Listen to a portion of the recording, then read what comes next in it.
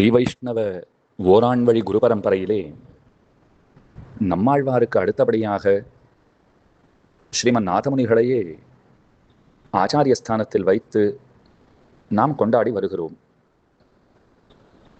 நாதமுனிகள் காட்டுமன்னார் கோயிலுங்கிற வீரநாராயணபுரத்திலே திருவவதரித்தவர்.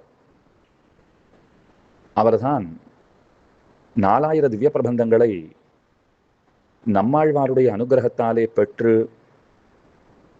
இவ்வுலகிற்கு வழங்கியவர்.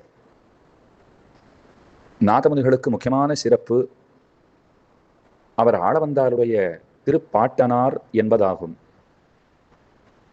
எப்படி பராசர பகவான் அவர் வேதவியாசருங்கிற உத்தமரை பிள்ளையாக பெற்றார், அந்த வேதவியாசர் சுகாச்சாரியருங்கிற நல்ல உயர்ந்த பிள்ளையை தம்முடைய மகனாக பெரும்படியான பேத்தை பெற்றார். அப்ப பராசர பகவானுக்கு எத்தனை ஏத்தம், அவருக்கு எத்தனை பெருமை. சுகாச்சாரியர் நம்முடைய பேரனாருங்கிறது அவருக்கு இருக்கிற சிறப்புகளுக்குள்ளே தலையாயதாகும். அதே போலத்தான் நாதமுனிகளுக்கு பெருமைகள் பல சொல்லப்பட்டாலும் ஆளவந்தாருக்கு திருப்பாட்டனாருங்கிறது அது தன்னிகரில்லா சிறப்பு. நமஹா அச்சிந்திய அத்புத ஞான வைராகிய ராசையே நாதாய முனையே அகாத பகவத் பக்தி சிந்தவே என்று ஆளவந்தார் ஸ்ரீமன் நாதமுனிகளை போற்றுகின்றார். நாதமுனிகள் ஞான பக்தி வைராகியங்களின் ஒரு குவியல் போன்றவர். அவரை போன்ற அறிவிற் சிறந்தவரை நம்மாலே வேறெங்கும் பார்க்க முடியாது. பக்தியில் திளைத்தவர், பக்தியில் சிறந்தவர், வைராகிய நிதி, பற்றற்றவர். இந்த சிறப்புகள் எல்லாம் நாதமுனிகள் அவர் அனாயாசமாக வாய்க்க பெற்றிருந்தார். இவைகளை சம்பாதிப்பதற்குன்னு அவர் ஏதாவது தனியாக பரிசிரமப்பட்டாரா, பல சிரமங்களை எதிர்கொண்டாரானால் அதெல்லாம் இல்லை. இயல்பாகவே அவருக்கு இவைகள் வாய்த்திருந்தன. அப்படிப்பட்ட நாதமுனிகளை மணவாள மாமுனிகள் உபதேசரத்தின மாலையில் கொண்டாடுகிற போது அவரை அருள் பெற்ற நாதமுனி என்று சொல்லுகிறார். நாதமுனிகள் போல்வாரே நல்லறிவை பெற்றவர்களான ஆழ்வார்களின் ஏற்றம் அறிவர். ஆழ்வார்களை பற்றி நாதமுனிகள் போல்வார்களே நன்கு அறிவர். அவர்களே அருளிச் செயலின் பெருமைகளையும் அறிவர்கள். ஏனையோர்க்கு ஆழ்வார்கள் பெருமை மற்றும் அருளிச் செயலின் வைபவம் அது தெரிவதும் புரிவதும் அரிதுங்கிறார். நாதமுனிகளைப் போன்ற ஆச்சாரியர்கள் மட்டும் எவ்வாறு ஆழ்வார்களையும் அருளிச் செயல்களையும் நன்கு அறிந்திருந்தனர் என்று நீங்கள் கேட்பீர்களாயின் அதற்கான பதிலை மாமுனிகளே நமக்கு காட்டி தருகின்றார். அருள் பெற்ற நாதமுனி அப்படின்னு பாடுறாரு இல்லையோ, அருள்மாறனுடைய அருளை பெற்றவர் நம்முடைய நாதமுனிகள். நம்மாழ்வார் அருளை பெற்றவர். அருள் பெற்ற நாதமுனின்னு சொன்னால் நம்மாழ்வாருடைய அருளை பெற்றவர் என்பது மட்டும் பொருள் அன்று. நன்னா கேட்டுக்கோங்கோ. ஆழ்வார் இவருக்கு, அதாவது ஸ்ரீமன் நாதமுனிகளுக்கு அருள் செய்யும்படி செய்த வீரநாராயணபுரத்து எம்பெருமான், காட்டுமன்னார் கோயில் பெருமாள், அவருடையவும் அருளை பெற்றவரான நாதமுனிகள் அப்படின்னும் பொருள். அப்படின்னா பகவானுடையவும் அவனுடைய மெய்யடியவரான நம்மாழ்வாருடையவும் இன்னருளுக்கு ஸ்ரீமன் நாதமுனிகள் இலக்கானவர், பாத்திரர் என்பது தேறுகிறது. இப்படி பகவத் பாகவதர்களுடைய இன்னருளுக்கு இலக்காக ஆகுமவர்களுக்கே ஆழ்வார்கள் மற்றும் அருளிச் செயல்களின் பெருமை தெரிய வருமாம். தங்கள் முயற்சியினால் அவர்கள் ஆழ்வார்களுடையவும் அருளிச் செயல்களுடையவும் பெருமையை ஆரேனும் அறிய முற்பட்டால் அவர்களால் அறிய முடியாது, தோல்வியே மிஞ்சும். ஆனால் முயற்சியே செய்யாதிருந்தால் அறிந்துவிடல் எளிதாம். அது எப்படி சுவாமின்னு கேட்டால், பகவத் பாகவத அனுகிரகம் இருக்கே, அது எந்த விதமான மாயத்தையும் அனாயாசமாக செய்து முடிக்கும்.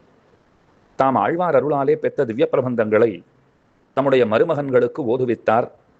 அவர்களை கொண்டு அருளிச் செயல்களை வளர்த்த பெருமைக்கு உரியவர் ஸ்ரீமன் நாதமுனிகள். நம்முடைய ஸ்ரீ வைஷ்ணவ சம்பிரதாயத்திலே 4000 திவ்ய பிரபந்தங்களையும் முக்கியமாக திருவாய்மொழியையும் ஸ்ரீராமாயணத்தையும் ரொம்பவே போற்றி உகப்பர்கள். 2 கண்களைப் போல இந்த நூல்களை அவர்கள் கொண்டாடுவர்கள். நன்ன கேளுங்க, ஒரு அழகான ஒற்றுமை சொல்கிறேன். ஸ்ரீராமாயணத்தை வால்மீகி பகவான் இயற்றினார். அவர் என்ன செய்தார்? லவகுஷர்களை கொண்டு அந்த கிரந்தத்தை, அந்த காவியத்தை பரவச் செய்தார். நாதமுனிகள் நம்மாழ்வார் அருளாலே 4000 திவ்ய பிரபந்தங்களை பெற்றார். அங்கும் வால்மீகி பகவானுக்கு நான்முகக் கடவுளுடைய அருள் அது கிடைத்திருந்தது. இங்கும் நம்மாழ்வார்ங்கிற நான்முகக் கடவுள். அவர் எப்படி நான்முகக் கடவுள்னு சொல்ல முடியும்னு கேட்கிறீர்களா? சொல்கிறேன். தாமான தன்மையில் பாடுவர், தோழி பாசுரம்னு பாடுவர், தலைமகள் பாசுரம் அது முக்கியமாச்சே. தன்னை ஒரு பெண்ணாக எண்ணிக்கொண்டு பாடுகைங்கிறதும் உண்டு. தாய்ப்பாசுரமாகவும் பாடுவர். இப்படி 4 முகங்கள் ஆழ்வாருக்கும் உண்டு. அதனாலே நான்முகக் கடவுளை ஒத்திருப்பர் அப்படின்னு சொல்லலாம். அந்த ஆழ்வாருடைய அனுகிரகத்தை நாதமுனிகள் பெற்றார். 4000 திவ்ய பிரபந்தங்களை அவரிடமிருந்து அவர் பெற்று உய்ந்தார். அந்த திவ்ய பிரபந்தங்களை வால்மீகி பகவான் எப்படி லவகுஷர்களை கொண்டு அந்த ஸ்ரீராமாயண காவியத்தை இந்த உலகத்திலே பரவச் செய்தாரோ, அதே போல தம்முடைய மருமக்களான மேலையகத்தாழ்வான், கீழையகத்தாழ்வான்கிற 2 பேர், அவ்விருவரின் மூலமாக திவ்ய பிரபந்தங்களை இந்த உலகத்திலே நடையாடச் செய்தார் ஸ்ரீமன் நாதமுனிகள். அப்படிப்பட்ட நாதமுனிகளுடைய கழலே நாளும் நாம் தொழுதழ வேண்டும். நிச்சயமாக அவரை நாம் கொண்டாடுதல்ங்கிறது ரொம்ப முக்கியம். ஸ்ரீமன் நாதமுனிகளை மகரிஷிகளின் வரிசையிலே வைத்து அழகு பார்த்தல்ங்கிறதும் உண்டு. வேதாந்த தேசிகன் நாதமுனிகளை மகர்ஷிகளுடைய ஸ்ரேணியிலே வரிசையிலே வைத்து அழகு பார்க்கிறார். அபராத பரிகாராதிகாரம் அதில் ஒரு விஷயம் சொல்றார். நம்மாலே என்னென்ன விலக்கப்பட வேண்டும்ங்கிறத சொல்லிட்டு வரச்சே பாகவத அபச்சாரம்ங்கிறது கூடாது அப்படிங்கிறார். அதை சொல்லும்போது ஜாதி குண விற்த்தாதிகளாலே உத்கிருஷ்டரான பராசர, வியாச, சுக, சௌனக, நாதமுனி பிரபுதிகளுக்கும் அப்படின்னு ஒரு வார்த்தை சொல்றார். நற்குடி பிறப்பு, நற்பண்புகள், நன்னடத்தை இவைகளார் சிறந்தவர்களான பராசரர், வியாசர், சுகர், சௌனகர் மற்றும் நாதமுனிகள் போல்வார். நாதமுனிகளை எவ்வவர்களோடு கொண்டு போய் சேர்த்து அழகு பார்க்கிறார்னு பாருங்கள். உண்மையில் அவர்களை காட்டிலும் பன்மடங்கு பெருமையிலே சிறந்தவர் நாதமுனிகள், அதில் மாற்று கருத்தில்லை. ஆனால் சமீப காலத்தில் ஒரு 1200 ஆண்டுகளுக்கு முன்பு என்ன இருந்தாலும் வியாசபராசராதிகளோட ஒப்பிட்டு பார்த்தோம்னால் நாதமுனிகள் நமக்கு சமீப காலத்தை சேர்ந்தவராகத்தான் இருக்கிறார். அப்போது வாழ்ந்த ஒருவர் ஒரு மகர்ஷியை போல வாழ்ந்திருக்காருங்கிறது எத்தனை சிறப்பு.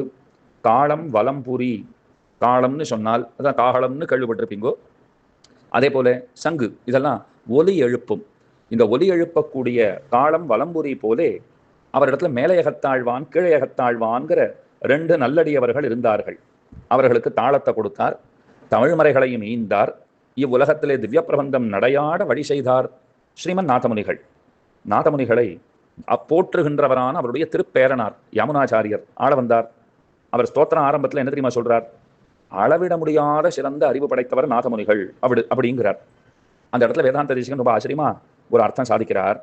ஒரு அஜ்ஞானி அப்படின்னா அறிவிலி, உடைந்து போன ஒரு ஓடத்தை வச்சுண்டு கரையை கடப்பது என்பது முடியுமா?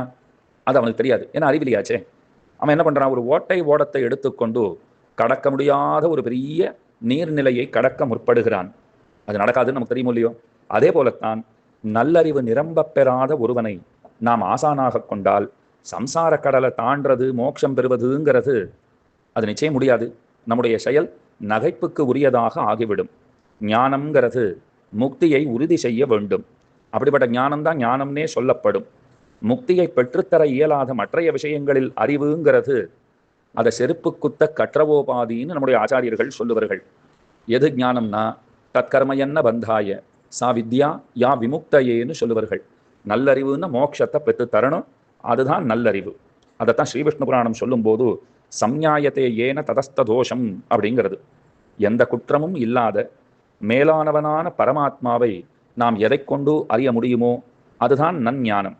அந்த ஞானத்தாலே பூரணர் நம்முடைய ஸ்ரீமன் நாதமுனிகள். அவருடைய திருநக்ஷத்திர தினமான இன்றைய தினம் அவருடைய தாழ் வணங்கி அவர் அருளை பெற்று நாம் உய்வடைவோம் ஆக. ஸ்ரீமன் நாதமுனிகள் திருவடிகளே சரணம்.